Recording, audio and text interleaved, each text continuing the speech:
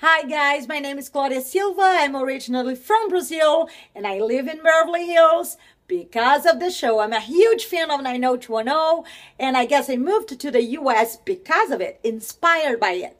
And when I turned 40 years old, I threw this outrageous party at the 90210 Beach House. You all remember that when Donna and Kelly graduated in high school, they moved to the beach with Dave Silver and they rented a place in front of the beach. It was a location until the end of the show, and you can rent this place. It's right in Hermosa Beach.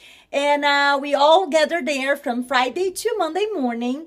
And I had this amazing party. I have the 10 seasons of the show. I brought them with me. So we were watching the show and living inside the apartment, the second floor, exactly the one the girls used to live in 90210. That's how much fun I am. I mean, I'm a huge fan. I love the show. So it was a dream come true, one of my best birthday parties ever.